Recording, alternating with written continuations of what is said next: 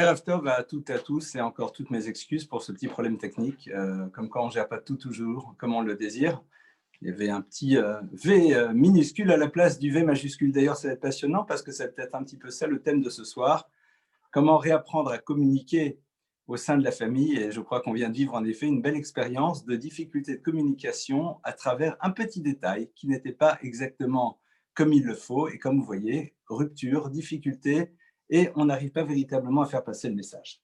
Alors, évidemment, ce soir, nous allons tenter d'ouvrir quelques réflexions sur cet univers de la communication dans la famille, comment est-ce qu'on apprend, comment est-ce qu'on réapprend à communiquer à l'intérieur de la famille. Et je voudrais introduire ce cours à travers un enseignement du Talmud, un enseignement qui est a priori surprenant. Et je pense que certaines personnes, quand elles vont l'entendre, vont un petit peu sauter en l'air en se disant mais c'est quoi ce truc-là? Alors, de quoi s'agit-il?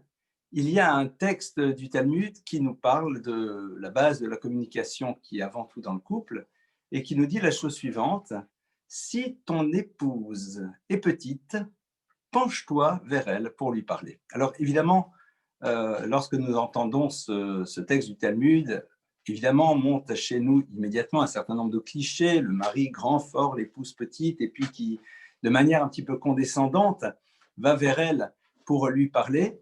Et les maîtres du Talmud, au fond, à travers cet enseignement, posent, je crois, la base même de tout ce qui va être l'univers de la communication. C'est-à-dire que nous sommes toutes et tous dans des espaces différents, dans des cadres différents. Nous avons tous des lieux différents, nous avons tous des histoires différentes, et évidemment, ce qui va être le préambule à l'univers de la communication va être avant tout le mouvement que l'on va vouloir opérer vers l'autre. À partir de cette petite introduction, je voudrais un petit peu poser les bases de qu'est-ce qu'est d'abord l'enjeu de la communication à l'intérieur de l'univers familial. Communiquer, eh bien, au fond, c'est quoi? C'est faire avant tout passer un message. Lorsque l'on parle de communication, si on s'arrête au point de départ de celle-ci, eh bien, il y a un message à faire passer de A vers B. Et donc, pour faire passer ce message, on va utiliser un certain nombre de systèmes pour que le B ait reçu le message de A. Dès le moment où B a reçu le message, qu'il l'a décrypté, qu'il l'a compris, eh bien, nous considérons qu'il y a eu une communication entre A et entre B. Super. Maintenant, si on définit la communication de cette manière, eh bien, je pense que la plupart du temps, nous savons en effet faire passer des messages de A vers B. La question est de savoir qu'est-ce que véritablement la communication dont nous avons besoin à l'intérieur de l'univers familial. Allons-nous définir la famille comme étant un lieu dans lequel nous avons différents individus qui, parce qu'ils vivent ensemble, doivent être capables de se faire passer des messages les uns aux autres pour organiser cette vie ensemble? Et si c'est cela, nous serions un petit peu à l'image d'une meute, d'un groupe qui s'appelle humain, que l'on définit comme étant famille, mais qui, à l'instar de tous les autres groupes, a trouvé un système, ici en l'occurrence, qui passe par le verbe, pour pouvoir faire passer des messages pour que ce système fonctionne. C'est ce que j'appellerais l'univers de la communication de nécessité. C'est-à-dire, nous avons en effet besoin de nous faire passer des messages les uns les autres à l'intérieur d'un groupe afin que ce groupe puisse s'organiser et puisse fonctionner. La question est de savoir, est-ce que c'est de cette communication-là dont nous allons parler ce soir? Et évidemment que non. Évidemment que non, puisque cette communication-là, cette communication de nécessité, n'est pas l'élément dont nous avons besoin pour construire des relations familiales harmonieuses. On va essayer de reprendre même la base de ce qui se joue à l'intérieur d'une famille. Le point de départ d'une famille, évidemment, c'est la construction du couple. Et ce soir, vous allez sûrement entendre certaines choses que vous connaissez, mais ça ne fait pas de tort de temps à autre de les réentendre. Le point de départ de la construction d'une famille, c'est avant tout le couple. Or, le couple, c'est un homme, c'est une femme, et donc c'est l'enjeu de la communication entre deux êtres qui ont des modèles de fonctionnement radicalement différents et qui plus est arrivent chacun d'une histoire différente. Ils vont d'abord devoir apprendre à être dans ce que j'appellerais cette communication de nécessité. Et celle-ci déjà ne va pas être simple. Et ce pour une raison très simple, c'est que la traduction que nous allons faire des mots que l'autre utilise n'est pas la même. Je vais vous donner un exemple très intéressant dans la Torah. Vous connaissez toutes et tous sûrement cet épisode fameux dans lequel vous avez Abraham qui va à la rencontre de ces trois bédouins qu'il va inviter à venir partager quelques instants sous sa tente. Lorsque vous regardez le texte sur place, vous voyez Abraham qui est dans ce que j'appellerais une communication de nécessité. Abraham, en effet, va parler à son épouse Sarah parce qu'il y a ici une nécessité d'organiser ce que j'appellerais la réception de ces invités impromptus, mais Abraham et Sarah en ont l'habitude. Quand vous regardez le texte, eh bien, les mots qu'Abraham utilise sont quand même assez bouleversants. Je les cite. Abraham dit à son épouse, Mahari, presse-toi, louchi kemarsolette, va pétrir de la fine fleur de farine, va assis au goth et fait des gâteaux. Vous êtes d'accord que même si Sarah était son employée, ces termes-là sont quand même assez surprenants. Mahari, Sholoseim, va, presse-toi, va prendre telle quantité, pétrit, fait des gâteaux. On est ici d'abord dans un premier terme qui peut paraître très désobligeant. Presse-toi. Vous commencez une phrase en disant à quelqu'un presse-toi. Et après, vous lui dites vas-y, pétris, hein, fais les gâteaux. C'est curieux. Or, nous savons pertinemment que Sarah n'a pas de problème à dire les choses à Abraham. À Sarah, nous allons retrouver cette qualité extraordinaire d'une femme qui, lorsqu'elle a quelque chose à dire, va le dire, qui n'hésitera pas à s'opposer à son époux de manière très claire. Et au passage, Dieu dira à Abraham d'être à l'écoute de la parole de Sarah. Donc nous ne sommes pas ici dans un univers dans lequel nous avons quelque chose qui nous semblerait du domaine du machisme, loin s'en faut. Or, il semblerait que ces termes ne choquent absolument pas Sarah. Il faut croire que le couple Abraham-Sarah sait parfaitement décoder les mots qu'ils sont utilisés, et Sarah entend dans ces termes Mahari, presse-toi, une invitation à en effet s'engager de la manière la plus rapide dans quelque chose qui est au cœur de leur vie, c'est-à-dire l'accueil des invités. Ces mots-là que nous aurions pu traduire pour nous de manière péjorative ne le sont absolument pas pour Sarah, et encore moins pour Abraham qui est en train de les utiliser. Évidemment, ce texte mériterait une exégèse beaucoup plus profonde parce qu'il y a beaucoup d'autres choses qui se jouent là-dedans. Mais on a déjà ici un point d'entrée très intéressant. C'est que le couple Abraham-Sarah est un couple prototype. En effet, nos maîtres disent que Abraham et Sarah sont dans les bras l'un de l'autre lorsqu'ils sont allongés ensemble dans la fameuse caverne de Marpella, là où ils sont enterrés. Ça veut dire que le lien qu'ils ont eu de leur vivant est un lien indéfectible qui ne s'arrête jamais. Donc on ne peut pas du tout ici imaginer quelque chose qui soit du domaine d'une relation complexe entre les deux, loin s'en faut.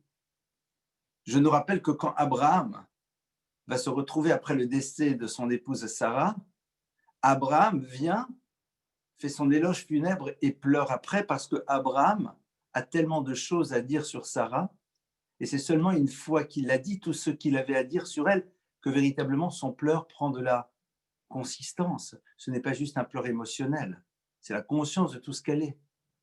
Donc on voit bien ici, entre autres, des termes qui, dans le système du couple, ne sont pas signifiants. Seulement, dans un autre couple, ils auraient pu l'être.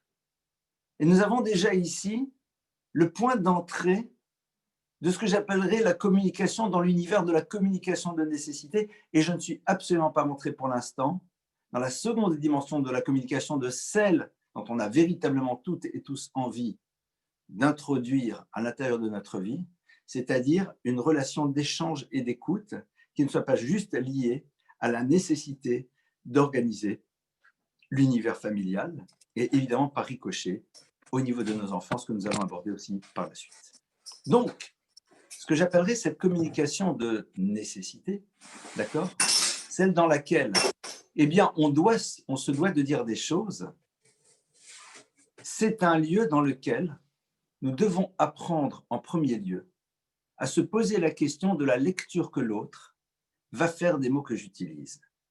Et partir de ce principe, qui est un principe fondateur, ce principe-là, on le retrouve au fond dans un commandement de la Torah qui nous demande d'être dans un jugement de l'autre systématique, le kav zechut, c'est-à-dire un jugement positif de l'autre. C'est quoi le jugement positif? C'est décider que la lecture que j'ai pu faire des mots que l'autre a utilisés n'est pas nécessairement une lecture qui doit être péjorative et négative. C'est un choix à mettre en place, c'est une décision que l'on doit prendre lorsque l'on s'inscrit dans un univers familial. Et ça sera fondamental parce que nous allons voir que la majeure partie des difficultés relationnelles que nous avons avec nos enfants sont liées au fait que nous sommes dans l'interprétation de ce qu'ils nous disent ou de ce qu'ils font, et nous en avons souvent une seule lecture et nous n'en envisageons pas d'autre. Vous le savez parfaitement, lorsqu'un enfant va voir à un moment une parole et que cette parole-là nous dérange, eh bien nous avons tout de suite tendance à le voir de manière négative, alors que peut-être derrière cette parole, il y a autre chose qui se joue. L'univers de la communication, à l'intérieur de la famille, c'est le choix que nous faisons de ne pas avoir une lecture négative de ce qui peut nous sembler pour nous péjoratif. Et je vais vous rapporter une histoire qui m'est arrivée il y a longtemps, il y a un certain nombre d'années, lorsque j'enseignais. J'enseignais, je n'étais pas encore marié à l'époque, et je me rappelle, j'enseignais à des petits-enfants une fois par semaine. Et j'ai le souvenir un jour de ce petit garçon qui, lorsqu'on lui racontait une très belle histoire de la Torah, avait utilisé des mots que je n'oserais utiliser ici pour exprimer son plaisir d'être à l'écoute de cette histoire qui lui plaisait tant.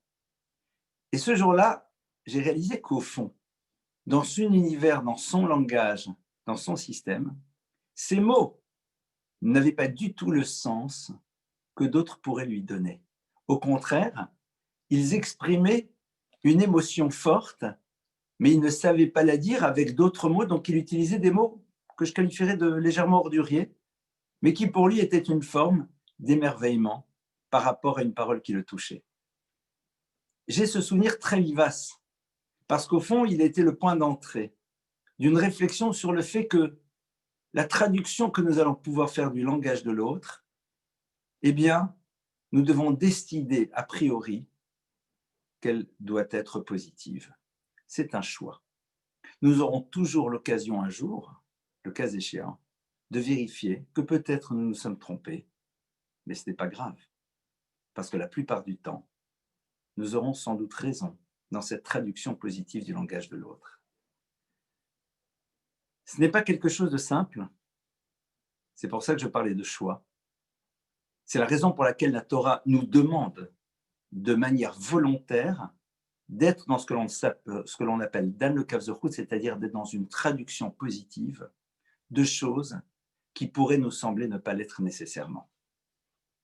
Au fond, reprenons l'univers de la communication de nécessité, mais dans la relation à nos enfants. Regardez. Lorsqu'un bébé est là et qu'il crie et qu'il hurle, imaginez-vous, moi, en train de crier et d'hurler, ça peut m'arriver, enfin j'espère que non, mais imaginez-vous, en train de pleurer, vous me regardez en me disant, mais qu'est-ce qu'il a? Mais il est fou, mais il est énervé. Pourquoi? Parce qu'à mon niveau, je sais utiliser un langage pour pouvoir exprimer mon besoin ou d'autres choses. Nous n'avons aucun problème à bien vivre ce qui pourrait sembler être une agression si c'est au niveau de l'adulte lorsque c'est le bébé qui l'utilise, parce que nous avons décidé que ces cris et ces hurlements ne sont que l'expression d'un manque et d'un besoin qui ne s'est pas verbalisé autrement. Et donc, nous le vivons bien. Mais c'était intéressant de voir que si c'est quelqu'un d'autre, alors là, pour nous, c'est insupportable. Donc, ça veut dire que nous avons décidé de traduire différemment les choses à partir d'un certain moment et nous avons décidé que l'autre devrait être capable de nous dire les choses de la manière dont nous pensons qu'elles doivent être dites. Why not? Pourquoi pas? Mais peut-être que nous devons faire le choix de non. Les colères, les mots, ont toujours un sens que l'on ignore et que l'on se doit de découvrir. Le point d'entrée, c'est donc l'univers de la communication de nécessité. Et regardez quelque chose de très intéressant, c'est que dans cet univers-là, il y a peut-être un premier travail à faire. C'est celui de ne pas s'arrêter sur l'interprétation que nous allons faire des mots que l'autre utilise, mais chercher à être sûr que nous avons bien compris ce qu'il veut dire. Et pour moi, je retrouve dans le texte de la Torah quelque chose qui affleure un petit peu avec cet enseignement. C'est toujours avec Abraham, lorsque Dieu lui dit clairement que Sodome et Gomorrhe vont être deux villes sont deux villes, pardonnez-moi, qui vont disparaître. Alors, moi, si je vous dis ces deux villes, c'est terminé, elles disparaissent, vous avez compris, donc ces deux villes vont disparaître, point barre. Abraham se dit, ces deux villes vont disparaître, est-ce que ça veut dire nécessairement que c'est un arrêt définitif? Les termes que j'entends semblent vouloir dire cela, mais peut-être qu'ils peuvent dire autre chose. C'est ce qui donne la force à Abraham de venir et d'intervenir. C'est-à-dire qu'Abraham a envisagé que la lecture des mots qu'il entendait pouvait avoir peut-être un autre caractère. Et donc, partant de cela, il a tenté. Et il a raison, puisque Dieu lui dit, mais au fond, dans l'absolu, s'il y a certaines conditions, alors on pourrait en effet ne pas détruire. Donc nous n'étions pas ici par rapport à une parole définitive, nous étions ici par rapport à une parole qui laissait une ouverture. Regardons un autre texte. Cet autre texte, c'est un texte au moment de la révélation du Sinaï. Au moment de la révélation du Sinaï, c'est très intéressant. Dieu dit, Anochi Hashem Elokecha, je suis l'Éternel ton Dieu. Et quelque temps après, nous avons le peuple d'Israël qui va faire cette fameuse faute du veau d'or. Et Moïse se tourne vers Dieu et dit, mais au fond, non coupable. Comment non coupable? Mais ils ont entendu, je suis l'Éternel ton Dieu, il pensait que tu parlais qu'à moi. L'histoire est surprenante. Mais c'est un argument. C'est-à-dire que tu parles à un collectif et tu dis ton, on pense que tu parles au collectif. Non, mais peut-être qu'il parle qu'à l'individu. Je ne savais pas que ça s'adressait à l'intégralité des personnes qui sont là. Peut-être qu'ils ont imaginé que ce ton, c'était exclusivement tourné vers moi, même si le contexte semblerait dire autre chose. Mais Dieu dit, tu as raison, c'est peut-être pas impossible. Alors bien sûr, le Talmud développe ça de manière merveilleuse, ce n'est pas le sujet de ce soir. Mais nous voyons qu'ici, cette liberté que l'on a d'imaginer que la lecture que l'on a des paroles de l'autre puisse être autre chose, va être la base même de la communication. Et comment est-ce qu'on va réussir à le faire? Eh bien, tout d'abord, en décryptant la parole de l'autre, non pas à travers notre imaginaire, mais en lui posant la question. En lui posant la question, et on voit d'ailleurs que dans le Talmud, on retrouve ça de manière régulière, le maître du Talmud dit, non mais qu'est-ce qu'il voulait dire? Qu'est-ce que tu veux dire? Et quand tu dis ça, tu veux dire quoi? Intéressant de voir qu'ils interrogent une parole en disant, mais quand tu dis ça, qu'est-ce que tu voulais dire? Et parfois, non, mais c'est pas ça que je voulais dire ça. Ah, c'est intéressant. Les maîtres du Talmud, en effet, nous apprennent à interroger l'autre sur le sens des mots qu'il utilise. Évidemment, notre travail, et je vais naviguer du couple aux enfants, même si tout à l'heure j'aurai une forme de focale particulière sur les enfants, eh bien, nous allons naviguer car cette problématique-là, elle est la même, si ce n'est que dans le couple. Nous allons pouvoir interroger l'autre et lui demander qu'est-ce qu'il veut dire lorsqu'il dit telle et telle chose pour être sûr de réussir à bien décrypter le sens de ces mots dans les communications de nécessité pour l'instant. Et au niveau des enfants, nous allons nous interroger dans le couple pour essayer de comprendre, quand il dit cela, d'après toi, qu'est-ce qu'il veut nous dire? C'est intéressant, vous savez, dans l'univers des thérapies, lorsqu'on est dans un monde de thérapie familiale, le thérapeute va peut-être s'adresser aux parents et va leur dire, non mais d'après vous, qu'est-ce qu'il est en train de vous dire là? Qu'est-ce que vous entendez? Et la plupart du temps, on va entendre notre lecture, mais on n'en envisagera pas une autre. Vous savez que c'est une thématique que je reprends souvent. C'est l'importance fondamentale de créer d'autres hypothèses dans la compréhension de l'événement ou du mot que l'autre utilise. Créer d'autres hypothèses. Point de départ. Traduit de manière différente,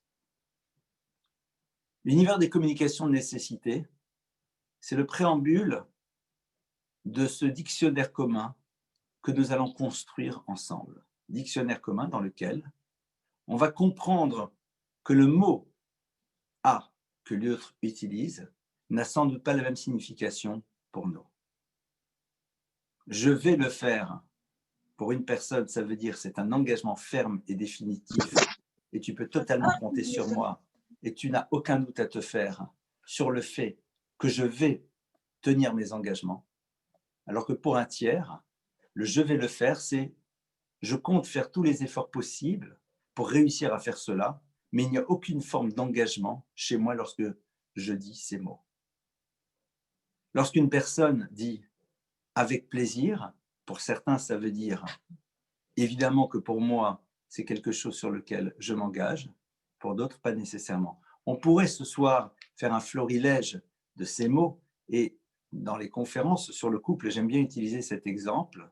Et cet exemple, eh bien, c'est lorsque vous vous retrouvez dans un couple dans lequel un homme va dire à son épouse qu'il n'en peut plus, qu'il est fatigué.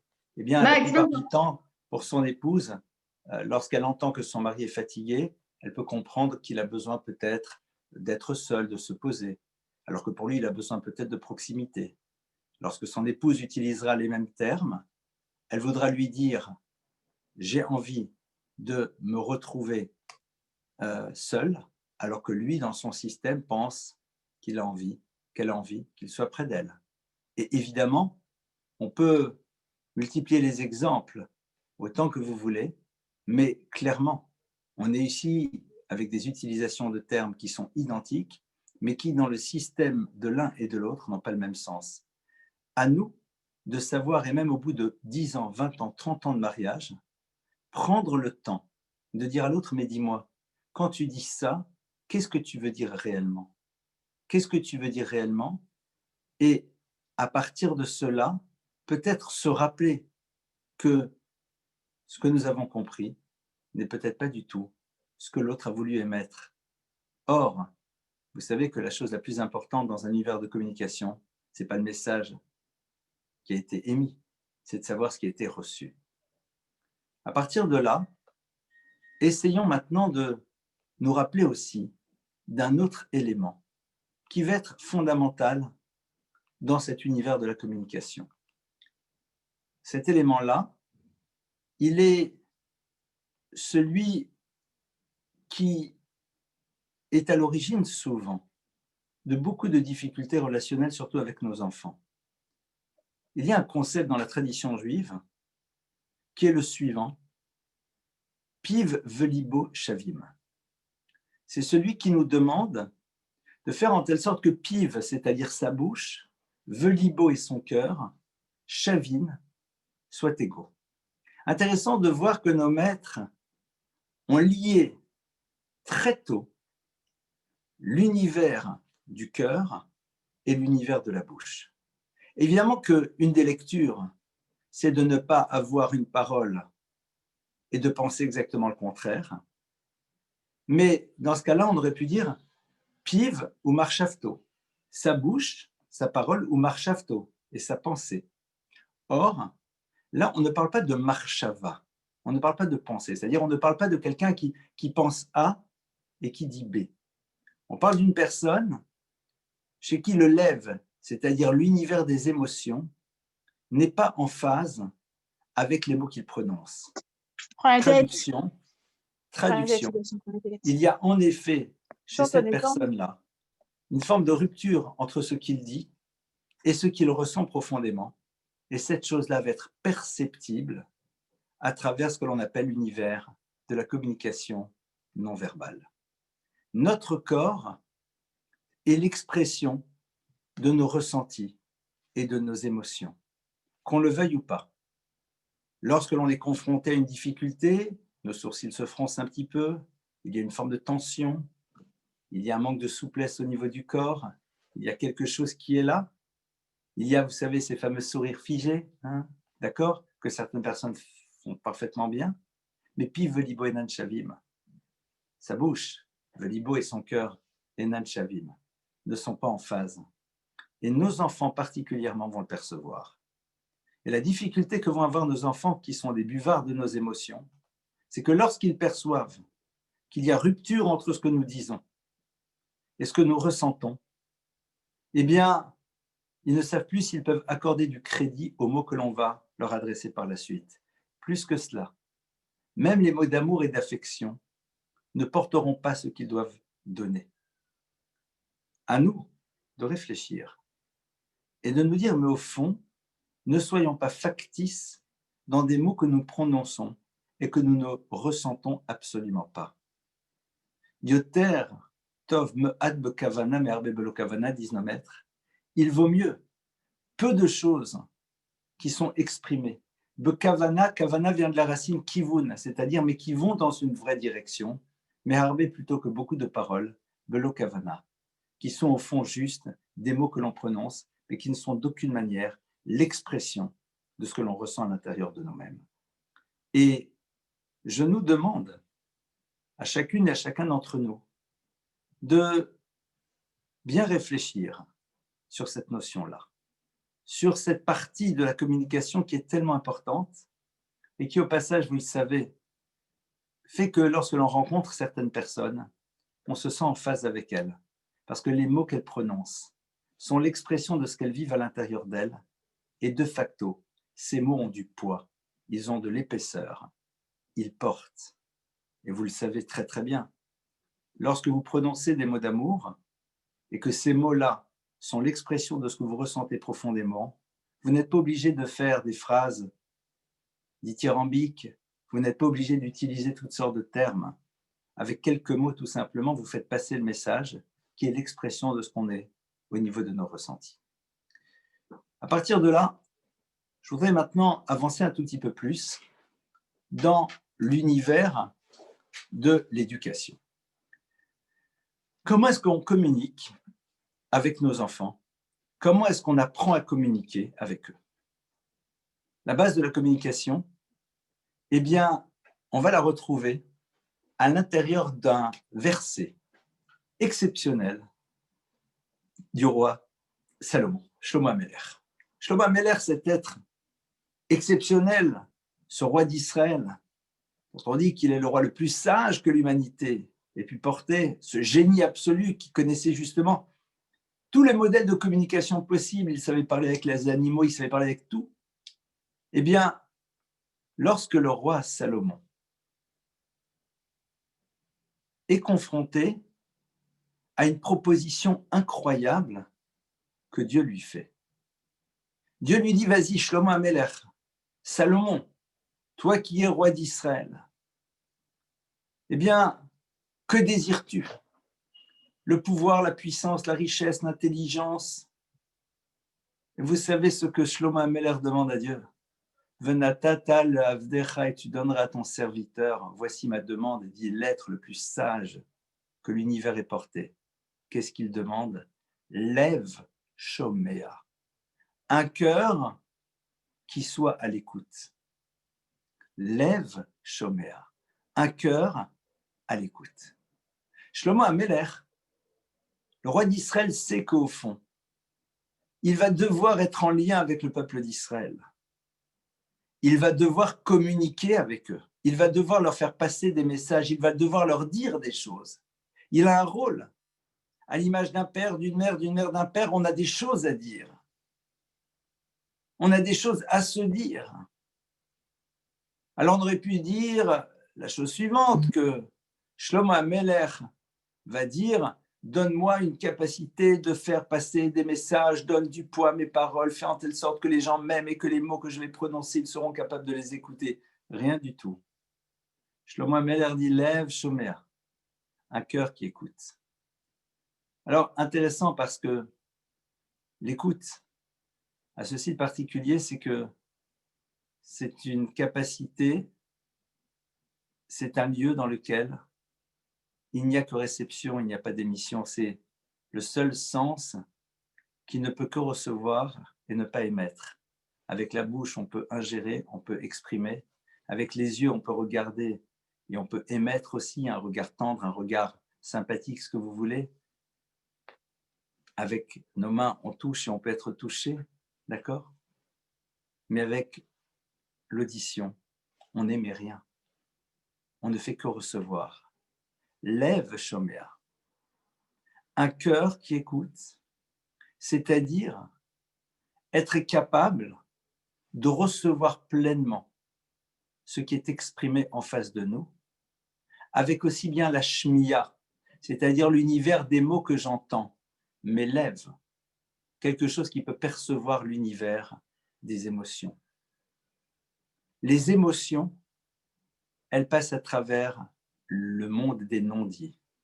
Les émotions passent à travers ces gestes imperceptibles que l'on va pouvoir commencer à percevoir si on prend le temps d'être à l'écoute et qui va nous permettre de réaliser qu'au fond, l'autre peut-être est en train de nous dire autre chose ou vit autre chose.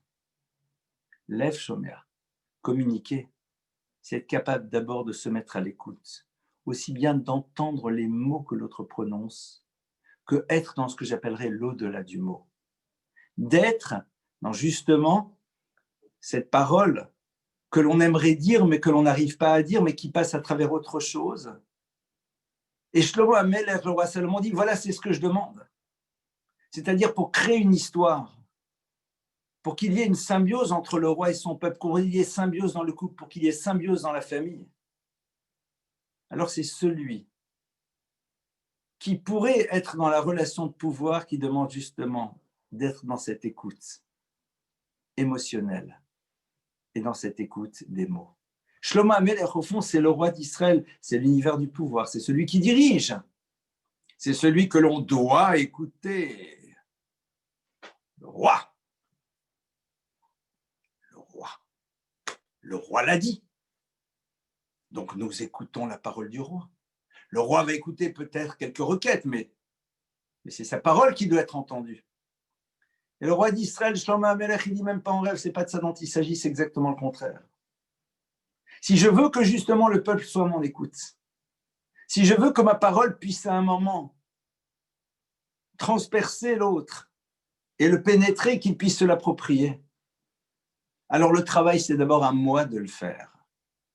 Moi qui justement pourrais imaginer que ce qui est important, c'est ce que j'ai à dire, eh bien je pense que la chose la plus importante, c'est que cet univers qui est en face de moi réalise que je l'écoute pleinement, c'est-à-dire avec l'intégralité de ce que je suis, aussi bien au niveau de mon intellect, de ses oreilles qui décodent des mots, qu'un cœur qui est là pour percevoir ce que j'appellerais l'au-delà du mot. Et vous le savez dans la vie, les gens avec lesquels on arrive le mieux à communiquer, ce sont les personnes dont on se rend compte qu'ils nous écoutent pleinement. Dans un univers familial, la communication, elle va commencer d'abord par la perception que l'on va avoir que l'autre est pleinement à notre écoute lorsque nous nous adressons à lui. Ça passe à travers aussi des postures. Ça passe à travers un arrêt sur image. Ça passe à travers un vrai sourire. Ça passe à travers une attention soutenue. C'est tout simplement faire en telle sorte que cette personne réalise qu'à ce moment-là, elle est pour nous la personne la plus importante du monde. Et c'est valable évidemment dans la famille, mais de facto, ça doit être partout aussi le même principe. C'est le propre des maîtres du peuple d'Israël qui, chaque fois que vous leur parlez, eh bien, ont l'impression qu'ils sont à ce moment-là, vous êtes à ce moment-là la personne la plus importante du monde. Et c'est un sentiment énorme.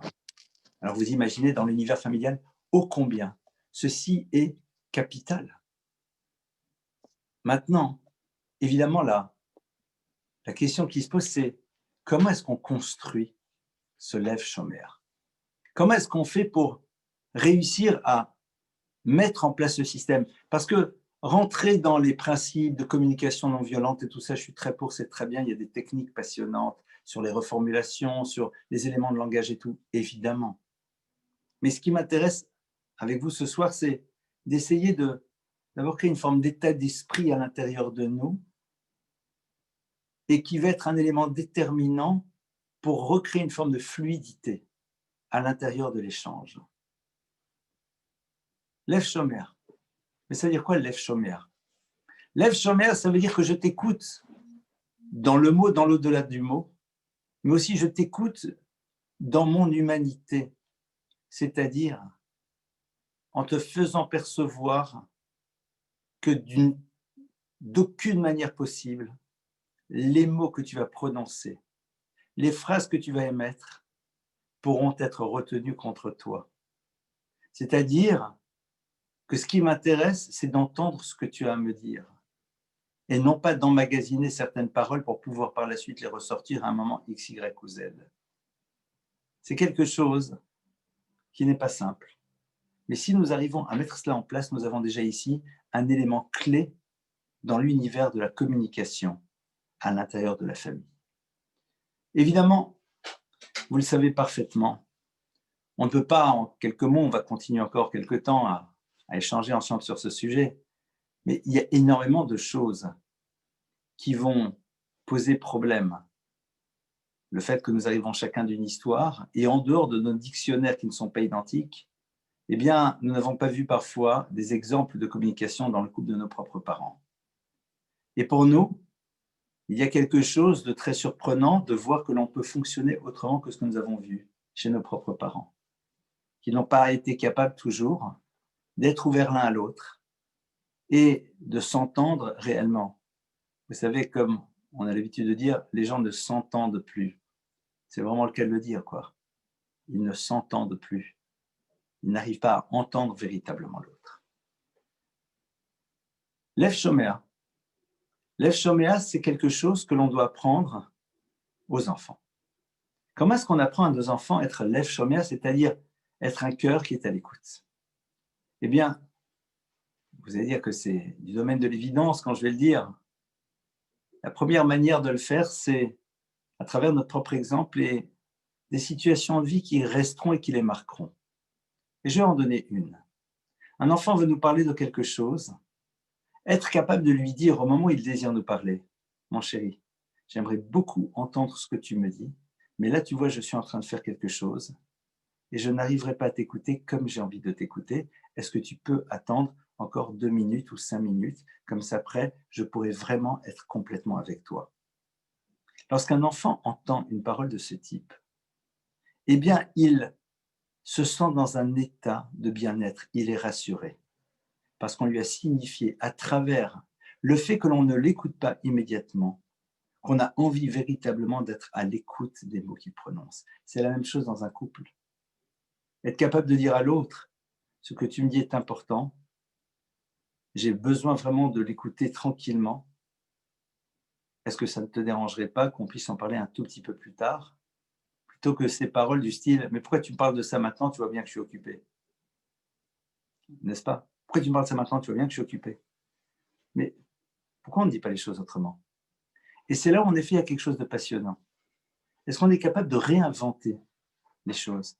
C'est-à-dire de se dire, mais est-ce que la phrase que je dis, je ne pourrais pas la dire autrement pour que l'autre réussisse à entendre vraiment ce que je pense? Parce que dans une phrase pareille, on peut entendre une forme de reproche. Tu n'arrives pas à voir que je suis occupé, et donc c'est la raison pour laquelle tu me parles d'une chose importante à un moment où je suis occupé. Et peut-être on peut avoir une autre hypothèse. L'autre a tellement envie de partager avec nous quelque chose, et l'autre peut-être n'a pas de difficulté à être à l'écoute même lorsqu'il est occupé parce qu'il arrive à se concentrer, eh bien, cet autre-là pensait que nous pourrions fonctionner comme lui. Et nous sommes en train de lui apprendre que non. Mais si vous dites à quelqu'un, mais tu ne vois pas que je suis occupé, pourquoi tu me parles chaque fois que je suis occupé? Il ne pourra pas entendre le sens réel de la phrase, qui est de dire, lorsqu'il s'agit de choses importantes, j'ai besoin de me poser et d'être à l'écoute de ce que tu vas me dire, parce que justement, j'y accorde de l'importance. Vous imaginez un petit peu transformer cette phrase par cette phrase, combien les choses seraient différentes lorsque vous faites cela avec vos enfants. Eh bien, déjà, vous leur donnez un élément clé à travers ce modèle de communication, qui est que leur parole pour vous, elle est importante. Que leur parole est importante pour vous. La preuve, c'est que lorsqu'ils ont quelque chose à vous dire qui vous semble être important pour eux, vous vous organisez pour être pleinement à leur écoute. Ces moments-là sont des moments qualitatifs. Ce sont des moments qui rassurent l'enfant et qui l'amèneront à ne pas se sentir obligé de manière récurrente à vouloir vérifier quelle est l'importance qu'il a à vos yeux à travers toutes sortes de modèles de fonctionnement.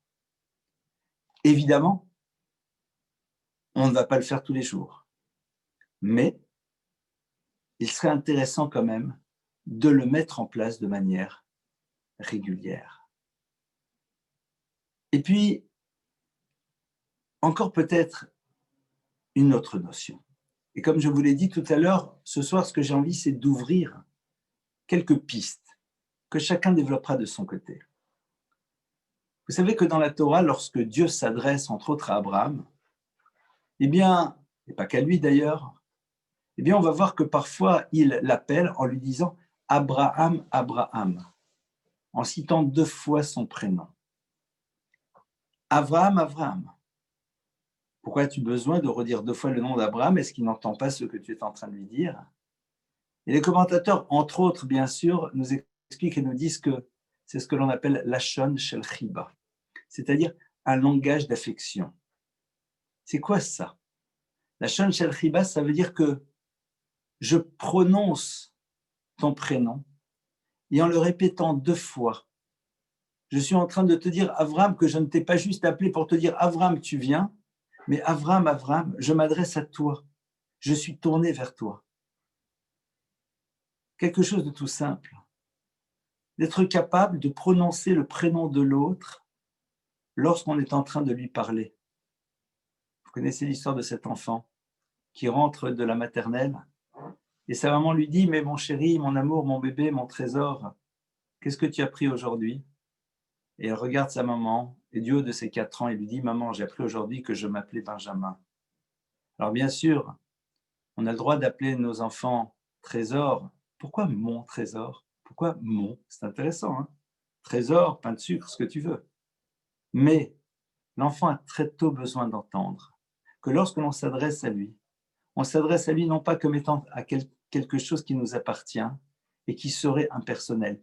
Il a un prénom. Prononcer le prénom au moment où l'on communique avec l'autre, bien sûr, non pas systématiquement, est quelque chose qui renforce le lien parce que l'autre réalise que tu t'adresses à moi intuitif personnel, et donc évidemment, tu me donnes de l'importance. Dans le couple, nous devons être capables de faire cela aussi, c'est-à-dire d'utiliser le prénom de l'autre et de ne pas juste penser que l'autre, c'est juste un chéri, une chérie, un amour, ou une maman, ou un papa. Le prénom, c'est quelque chose qui nous est cher, c'est quelque chose qui nous a spécifié, c'est quelque chose qui nous a donné une identité particulière. Et au moment où dans la communication, nous utilisons le prénom de l'autre, peut-être pas de manière systématique, eh bien cet autre se sent riba, comme dit Rachi.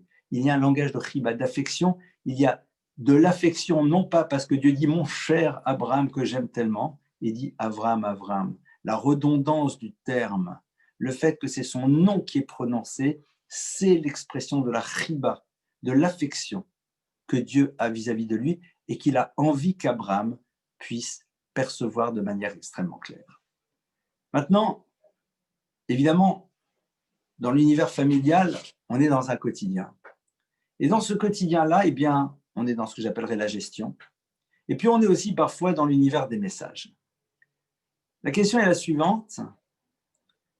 Est-ce que nous avons appris à parler dans le monde de la famille pour ne rien dire. Alors, vous allez dire, attendez, mais ça ne va pas du tout là, parler pour ne rien dire. Traduction, est-ce que nous avons décidé à un moment que les échanges que nous pouvions avoir ne soient pas des échanges nécessaires, mais tout simplement le désir de partager ce que l'on ressent, ce que l'on pense, sur toutes sortes de choses, et exprimer à l'autre le désir et l'intérêt que l'on a envie de savoir ce que l'autre en pense. Non pas qu'est-ce que tu penses de est-ce qu'on va voyager, est-ce qu'on va faire ceci, de ce qui se passe, du cours, de ce que tu veux. Non. C'est-à-dire ouvrir son intériorité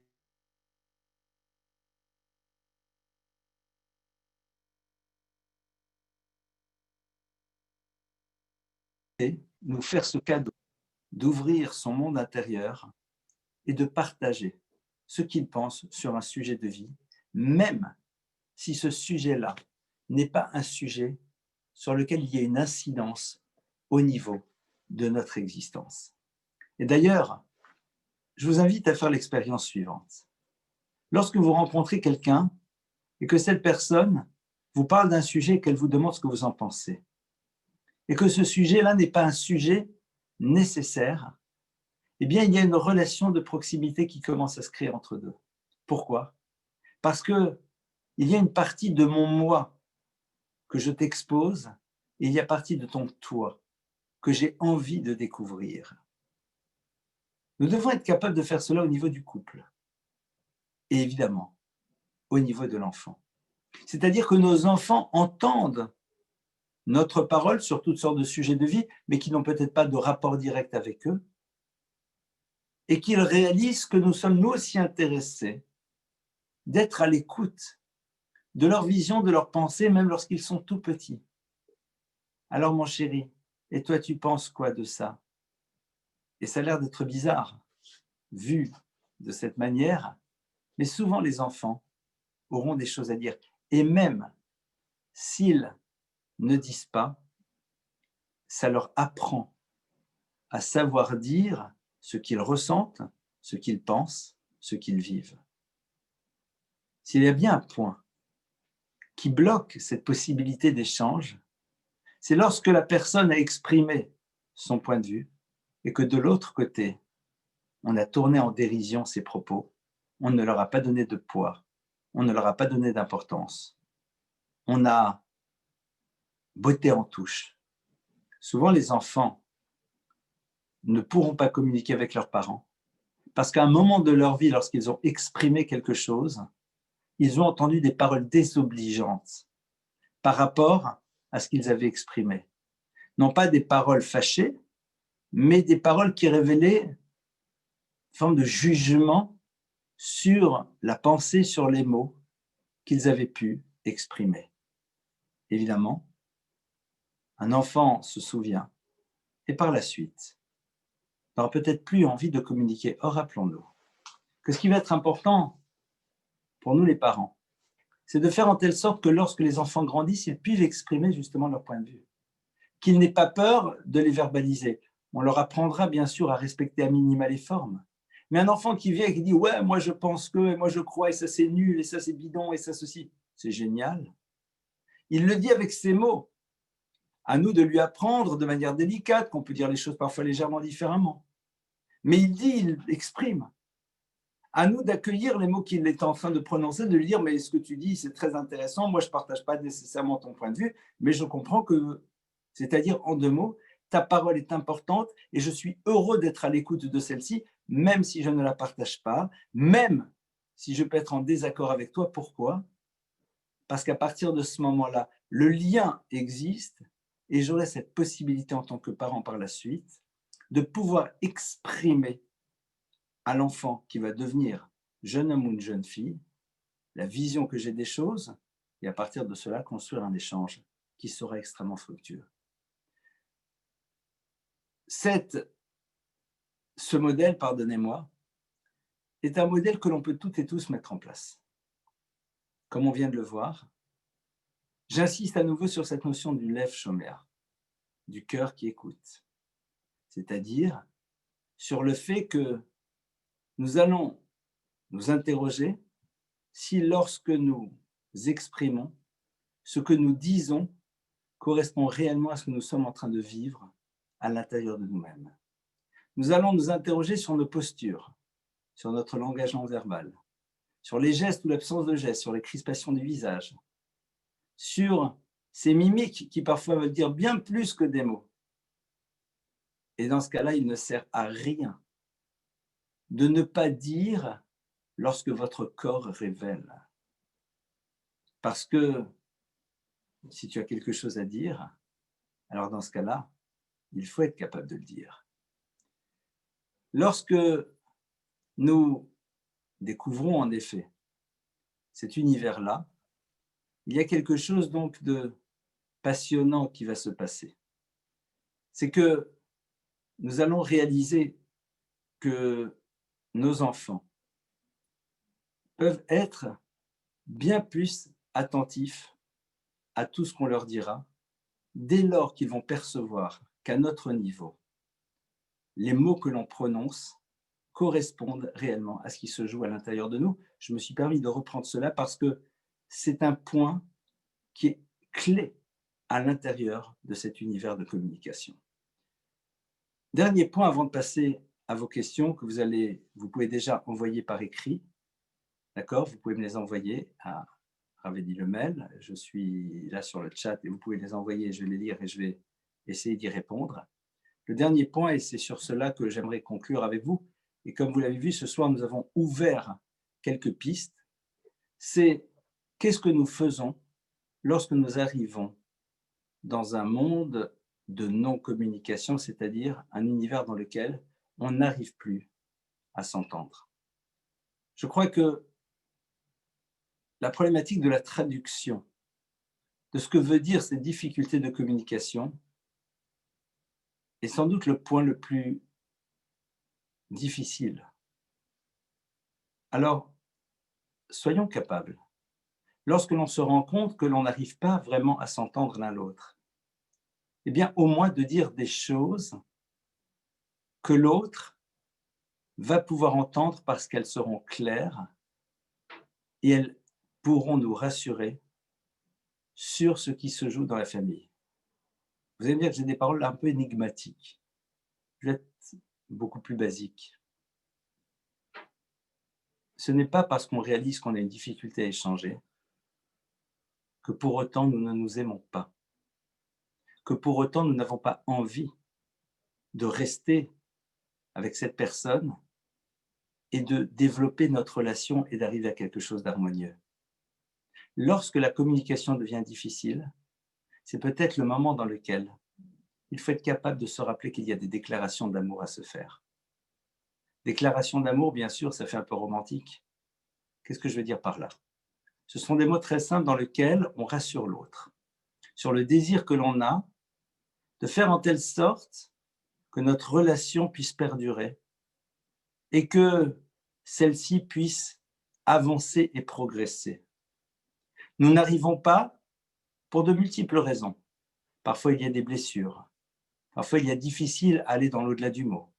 Parfois, il y a en effet des traits de caractère sur lesquels l'autre a difficile à travailler pour l'instant et qui nous bouleversent. C'est vrai. Mais au fond, regardons-nous clairement. Avons-nous envie d'aimer la personne qui est en face de nous? Est-ce qu'on voudrait, au fond, que les choses soient les plus merveilleuses possibles, oui ou non? Si la réponse, elle est oui, alors, même dans le monde de la difficulté, nous devons l'exprimer. Comme on va le dire à un enfant. Un enfant va être capable de lui dire, tu sais, je t'aime très fort, j'aime beaucoup moins ce que tu fais, mais toi, je t'aime très fort, et pour moi, tu restes mon enfant, et tu seras toujours mon enfant. Pourquoi nous ne sommes pas capables de dire ça dans nos couples respectifs? Évidemment, s'il y a eu des choses très lourdes, violentes, super complexes, alors parfois, ça sera un petit peu plus difficile, voire même beaucoup plus difficile. Et là, on va avoir besoin peut-être de personnes dans ces métiers qui vont pouvoir nous aider à savoir nous extraire de situations difficiles. Mais prendre le temps de signifier à l'autre verbalement l'importance qu'il a à nos yeux et le désir que l'on a que ce couple fonctionne bien. Et s'il fonctionne bien, qu'il fonctionne encore mieux. Et que nous puissions arriver vraiment à nous entendre et à nous comprendre profondément. Et déjà quelque chose qui réinscrit un cadre à l'intérieur de la famille.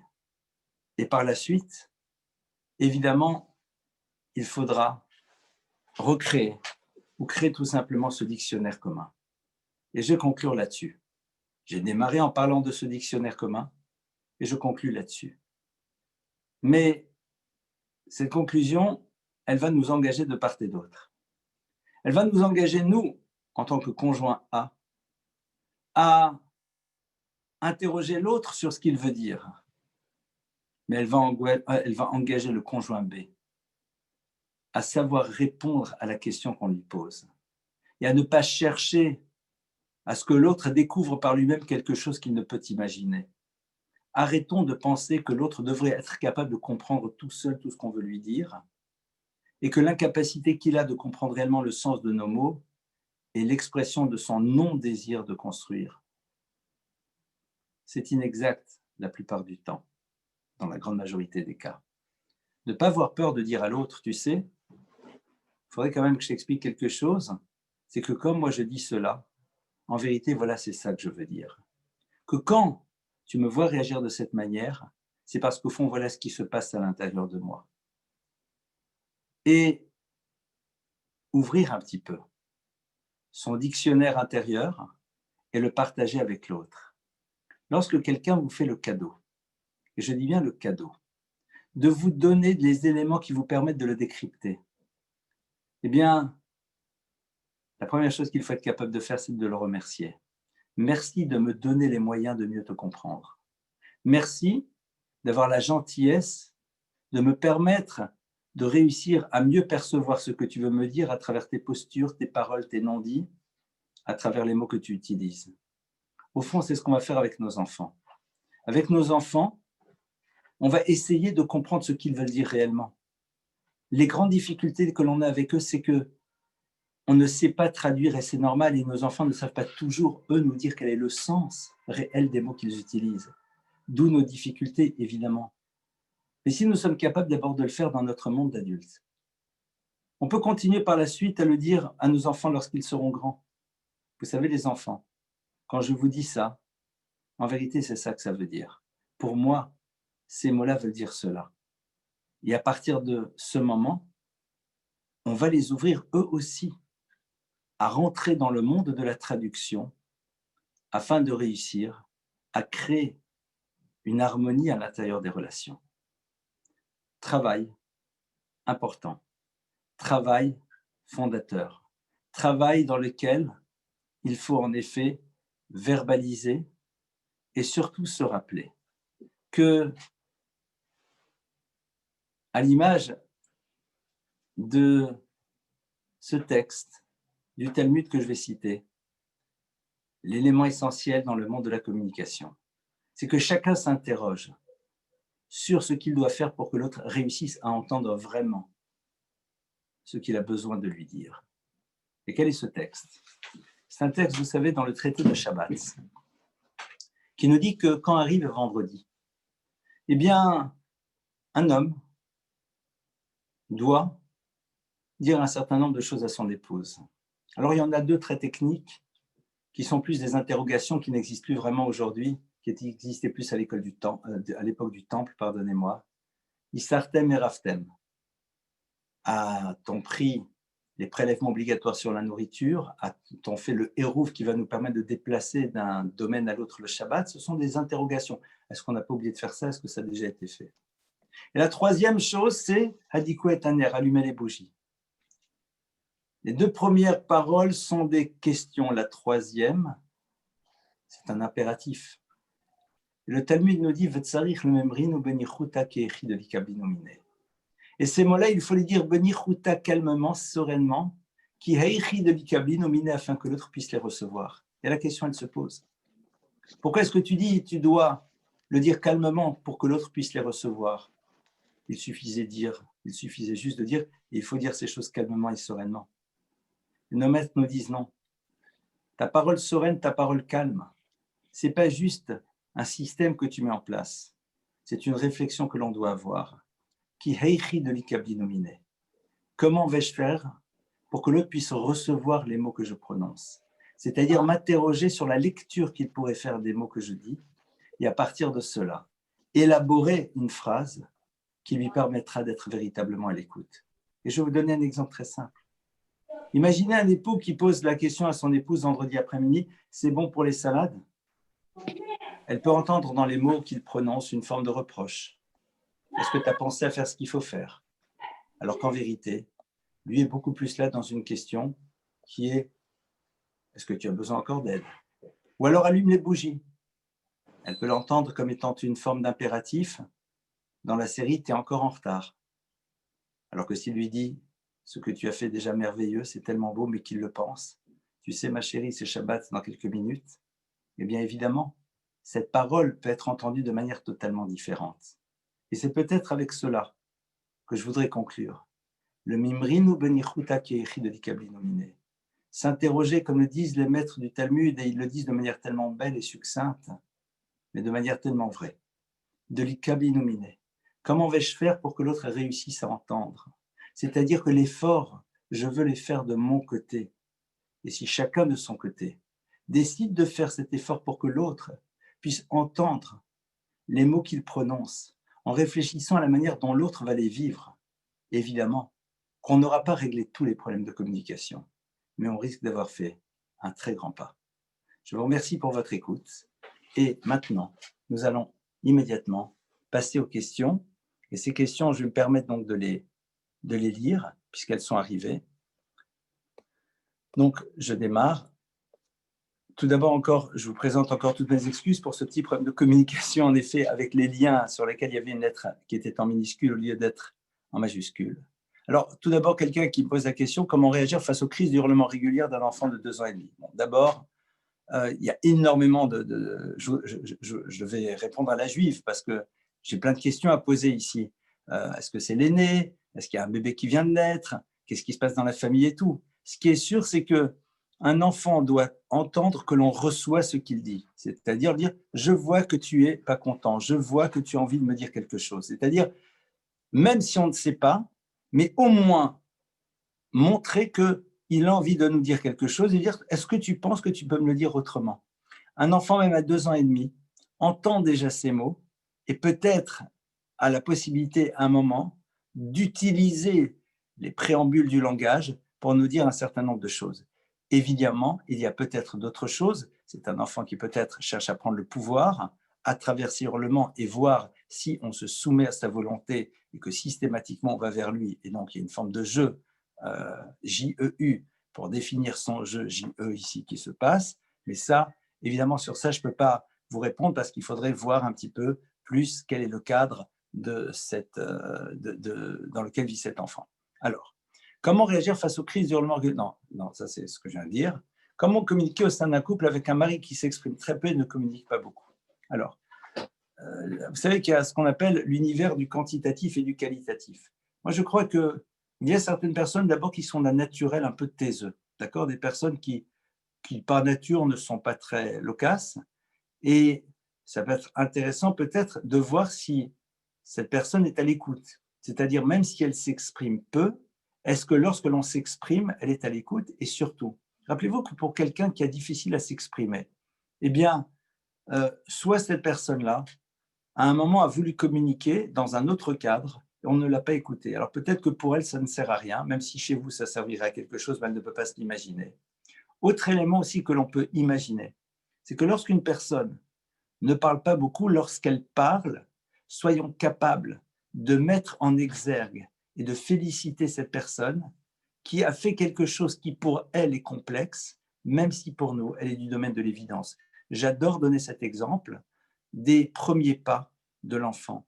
Lorsque moi, en tant qu'adulte, je marche, on ne va pas m'applaudir. Pourquoi? Parce que je suis censé savoir marcher à mon âge. Mais lorsqu'un enfant de 11, 12, 13, 14, 15, 16, 17 mois commence à marcher, eh bien là, on l'applaudit. Pourquoi? Parce que par rapport à lui, c'est quelque chose de complexe et il faut l'encourager, non pas lui dire « allez, vas-y, continue », mais déjà lui dire bravo pour l'effort qu'il a fait. Et ce qui est très intéressant, c'est qu'on est tous dans certains domaines des enfants. C'est-à-dire, il y a des choses qui pour nous sont complexes, qui pour l'autre est extrêmement facile. Lorsque l'on arrive à le faire, eh bien, on a besoin d'entendre de la parole, on a besoin d'entendre de l'autre. Bravo, merci, j'apprécie énormément. Et que ça soit l'expression de ce que l'on pense vraiment. Et que ce ne soit pas juste des mots, mais des mots que l'on ressent et qui pourront aider l'autre par la suite à être peut-être plus dans la continuité de sa parole. Faut-il verbaliser à tout prix? Est-il nécessaire de dire « je t'aime » à un enfant pour lui témoigner notre amour, par exemple, ou peut-il le sentir juste à travers des actes? Alors, est-ce qu'il est nécessaire de dire à un enfant « je t'aime » Alors, le « je t'aime, je t'aime, je t'aime », au bout d'un moment, un enfant, il se demande « mais qu'est-ce que tu me veux, quoi ?» C'est-à-dire, qu'est-ce que tu es en train de sans arrêt me dire « je t'aime, je t'aime, je t'aime » C'est parfois un petit peu désagréable d'entendre sans arrêt ces « je t'aime » que l'enfant va recevoir en se demandant qu'est-ce qu'on cherche derrière. Moi, je crois qu'un enfant, d'abord, c'est un petit peu comme un adulte, il a besoin aussi de se confronter à quelque chose qui est du domaine du spontané. C'est-à-dire que lorsque on exprime quelque chose à un instant T et que l'enfant reçoit cette chose, eh bien, ça le nourrit.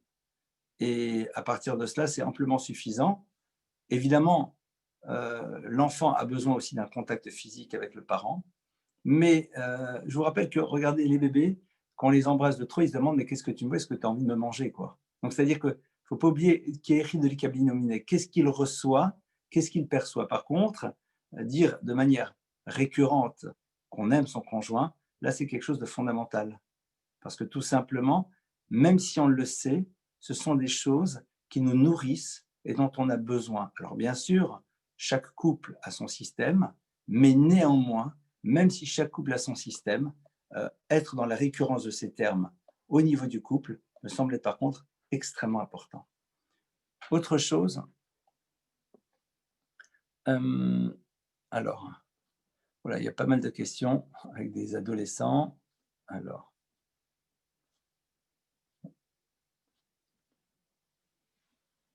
Alors, est-ce qu'il y a un problème à dire à son enfant « mon prince, mon amour » Je n'aime pas dire que c'est bien ou que c'est pas bien, mais au bout d'un moment, c'est too much, quoi.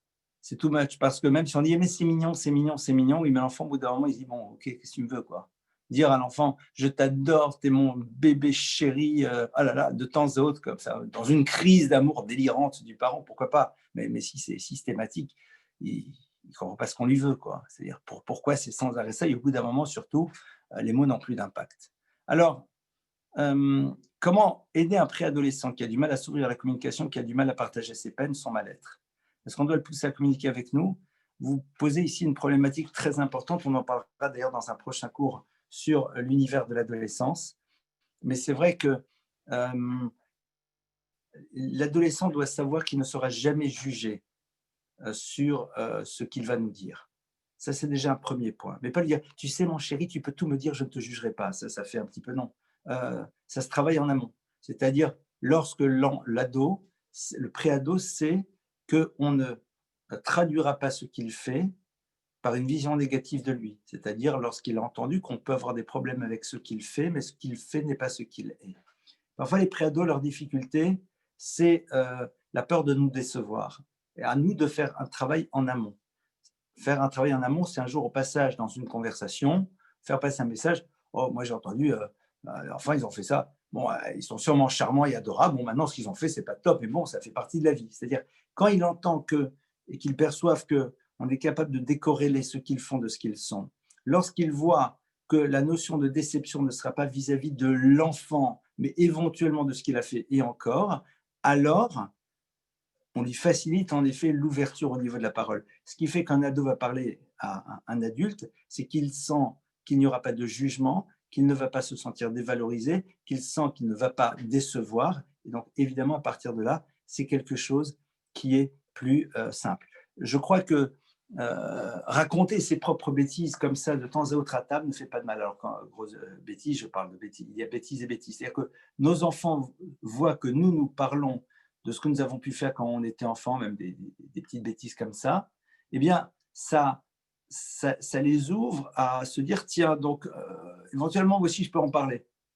Et ça leur donne peut-être un petit peu plus cette possibilité. Moi, je l'ai vu en tout cas quand je peux intervenir dans des classes, dans des écoles, quand la porte est fermée, qu'il n'y a plus de prof, il n'y a plus de directeur, que je regarde les élèves, je dis, bon, au fond, alors comment ça se passe pour vous à 15 ans? Parce que moi, je me rappelle, hein, et je me rappelle réellement, quoi. C'est-à-dire, sans entrer dans les détails de vos années boutonneuses, mais bon, ah tiens, ah, lui aussi, bon, alors on peut en parler, quoi. C'est-à-dire, quelque part, la lecture qu'il va en faire. Et souvent, les enfants ont très peur de décevoir. Si on a dit à des enfants, là, tu me déçus, je suis triste à cause de ce que tu fais, là, c'est complexe. Vous imaginez un enfant qui vous dit, ou un ado, quand tu fais ça, je suis très triste, vous lui faites vous lui faites porter sur les épaules le poids de votre bien-être ou de votre mal-être. C'est dur, hein, pour un gamin de penser qu'à travers ce qu'il fait ou ce qu'il est, il est à l'origine du bien-être et du mal-être de ses parents. Donc, peut-être travailler un petit peu plus sur ces notions-là. Alors,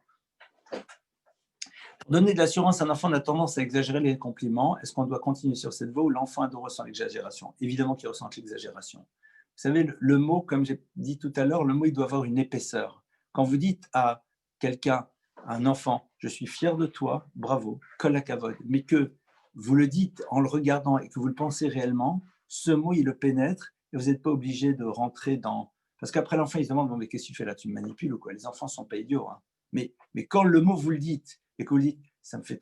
Moi, je me rappelle de quelque chose qui me concerne, et j'ai souvent raconté cette histoire, quand un jour un prof est venu me voir et que j'avais eu de nouveaux zéros, hein, à la dictée. Mais j'avais eu 0 avec 14 fautes, avant que j'en faisais 27. Quoi. Bon, depuis, j'ai pu écrire des livres, grâce à Dieu, mais je pense que ça a beaucoup joué ce qu'il m'a dit. Et qui m'a regardé, il m'a dit, bravo Élie, je suis fier de toi. Parce que tu vois, cette fois-ci, tu n'as fait que 14 fautes. Je m'en rappelle aujourd'hui encore. Et j'ai souvent donné cet exemple. Pourquoi? Parce que ces mots étaient vrais. Ils n'étaient pas nombreux, ils étaient vrais. Ils étaient l'expression de ce qu'il ressentait et que j'ai ressenti. Et évidemment, ça change radicalement. Parce que c'est un mot qui a de l'épaisseur, qui a de la densité. Donc, travaillons peut-être plus sur la densité des mots plutôt que sur la multiplicité de ceux-ci. Alors, comment appréhender les certitudes de nos ados qui génèrent dans la plupart des cas des confrontations et crises? Eh bien, en vous rappelant d'une chanson qui s'appelle Souvenir, Souvenir. D'accord?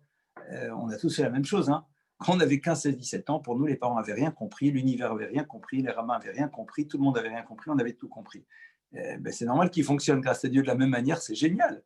Il faut se rappeler un petit peu de comment on a fonctionné et qu'ils avaient ce soif et ce désir d'absolu.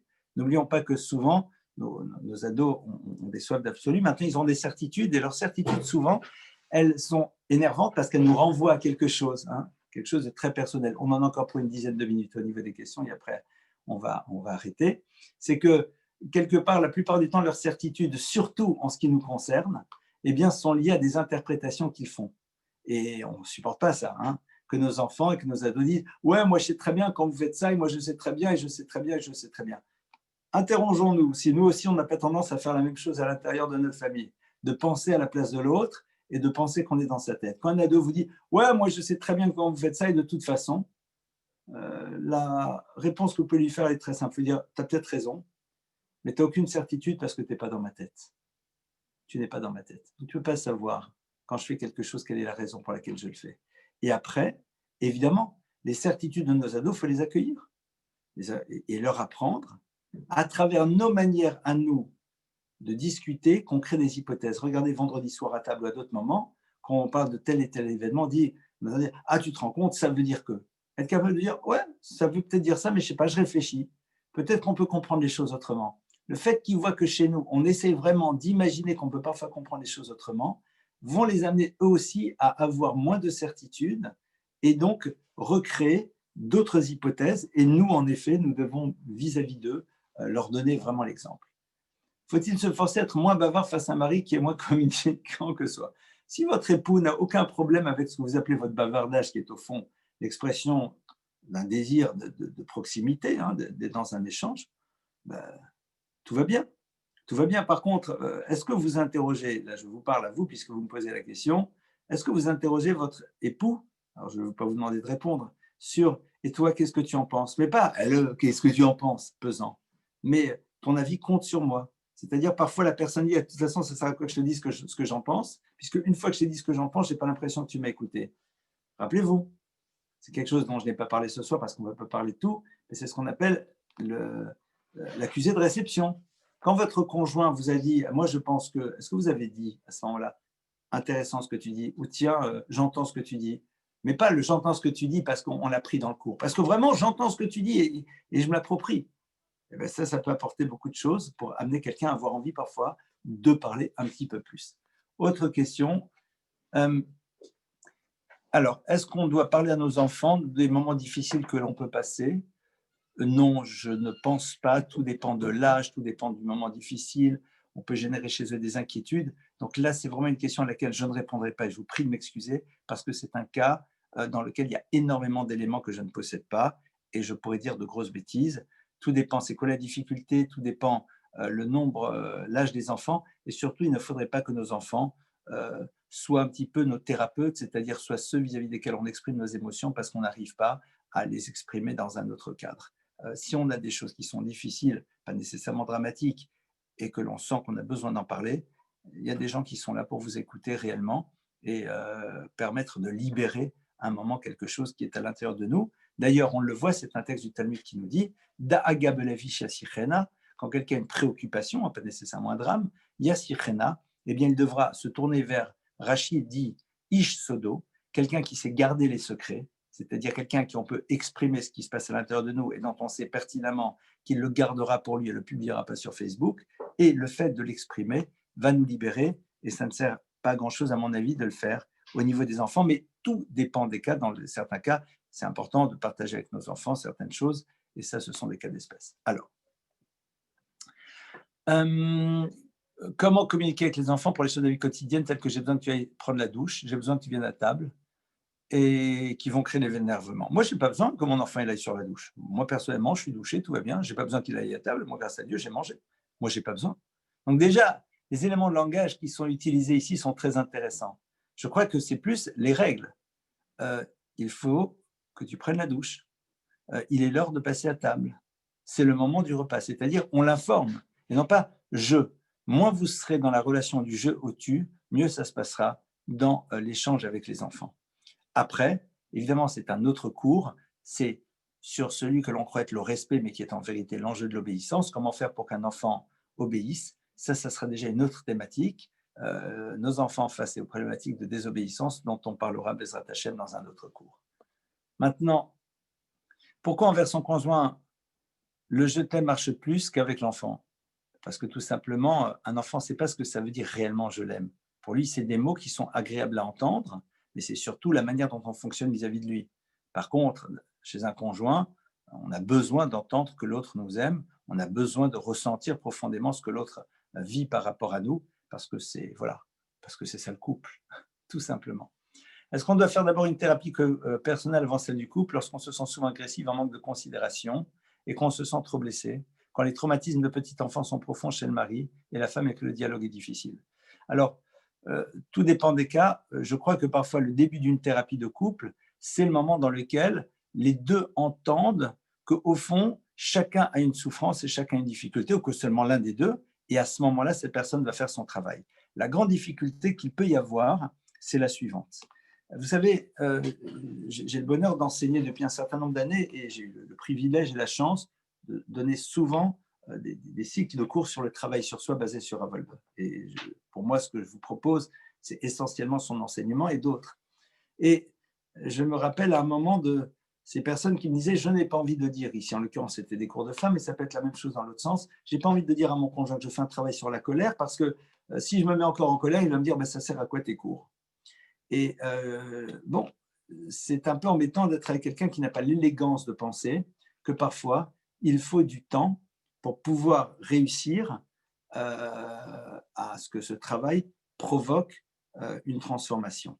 Donc, ça, c'est en effet quelque chose sur lequel il y a lieu de s'interroger et peut-être de dire, je fais un travail sur moi actuellement, ce n'est pas simple, c'est quelque chose qui peut être parfois bouleversant parce que quand les fantômes du passé remontent à la surface, ce n'est pas des choses qui sont si simples, et la gentillesse de respecter le temps qu'il me faudra pour en effet bouger, pour faire ce travail. Enfin, après, je n'ai pas envie de choisir les termes, hein, évidemment, parce que sinon, ce n'est pas un copier-coller. Et dans ce cas-là, si la thérapie de couple a ouvert les deux à être à l'écoute que l'autre a une difficulté, a une souffrance et qu'il va faire un travail, ça peut être intéressant dans la mesure où on ne considère pas que le dysfonctionnement de l'autre est l'élément clé de la difficulté dans la relation. Je ne sais pas si j'étais très clair, j'espère que je l'ai été suffisamment par rapport à cette question. Alors, est-ce qu'on peut être l'ami de nos enfants sans entrer dans leur jeu? Non, on n'est pas des amis avec nos enfants, on est des parents avec lesquels on joue. D'ailleurs, c'est pour ça que c'est important de jouer avec nos enfants, parce que quand vous jouez avec vos enfants, c'est le moment dans lequel on se remet dans un rapport de face à face. Il adore. Ouais, je t'ai battu, ouais, je suis meilleur, etc. Nous, j'ai perdu, oh là, ça m'énerve. D'accord? Donc là, on se remet en position horizontale avec eux, ils adorent, mais dès qu'on sort de là, la verticalité se remet en place. Donc le jeu est important parce que de temps à autre, on se met en horizontalité, mais c'est justement dans un cadre de jeu. Donc dans un cadre un peu, j'ai pas envie de dire hors norme, mais un peu différent. Mais dans le quotidien, on n'est pas copains, hein, on est parents. Alors, comment rassurer un enfant qui est dans ses peurs? C'est un peu difficile de répondre parce que pourquoi l'enfant a peur? De quoi il a peur? D'abord l'accueillir et dire: «Je comprends que tu aies peur, mais ça veut dire quoi avoir peur pour toi?» C'est-à-dire l'amener à dire ce que ça veut dire pour lui avoir peur et qu'il aille un tout petit peu plus loin. Je pense toujours à cet exemple de cet enfant qui rentre à la maison et qui dit ouais, la Mora, elle n'est pas gentille. Et la mère dit: oh là là, comment elle n'est pas gentille? Et puis si on le fait parler, on dit: oh là là, elle n'est pas gentille, oui, oui, elle n'est pas gentille. Et puis après, quand je vais parler, ben oui, elle n'est pas gentille parce qu'elle n'a pas donné les bonbons qu'elle avait promis de donner si on se tenait sage, on n'était pas sage. Vous voyez? Donc, j'ai peur. Nous, dans notre langage, ça veut dire quelque chose. Ce qui est important, c'est de comprendre qu'est-ce que ça veut dire pour lui. Alors, peut-on enlacer son conjoint devant les enfants? Évidemment que les enfants, ça leur fait du bien de voir que les parents ont une proximité et sont proches. Après, c'est un problème de finesse, hein. C'est-à-dire, il y a des choses qui appartiennent à l'univers de l'intime. Donc, faire un gros bisou à son conjoint, oui, quand on l'embrasse sur la joue. Il y a d'autres types de bisous qui n'ont pas lieu d'être devant les enfants, parce que tout simplement, c'est un univers qui ne nous appartient qu'à nous. Maintenant, mettre la main sur l'épaule de son conjoint, enfin, je ne vais pas faire un descriptif. Après, ça dépend de l'économie du couple, mais évidemment que ça ne fait pas de mal à un enfant de voir que les parents se sentent proches, et je pense que c'est un véritable plus par rapport à eux. Alors, donc, dernière question, exiger l'excellence d'un enfant à l'école, est-ce trop lourd à porter pour un enfant? On n'a rien à exiger, on a juste à féliciter un enfant pour les efforts qu'il fait et ne pas lui dire intelligent comme tu es, tu pourrais faire bien mieux, parce qu'il se dit, bon, ben, dans ce cas-là, je suis plus intelligent, ce serait quand même beaucoup plus agréable. Et donc, apprendre à valoriser chaque effort et à partir de cela, évidemment, s'interroger soi-même, pourquoi on attend de lui cette excellence, pourquoi pour nous c'est important, qu'est-ce que ça représente. Est-ce que nous ne demandons pas à notre enfant d'être le porte-parole de notre propre réussite à travers sa réussite? Vous voyez que voilà, tous ces éléments-là sont des éléments sur lesquels il y a systématiquement à réfléchir et à penser. En tout cas, je vous remercie pour votre présence ce soir. On a eu le bonheur de pouvoir partager quelques réflexions sur ce thème. Mes excuses encore pour ce retard et pour les personnes qui ont une difficulté à monter parce que sur le Zoom, parce que pour une raison que je n'ai pas compris encore, il y a un des liens qui était mal orthographié et que j'ai retranscrit sans vérifier. Et oui, vous voyez, comme quoi.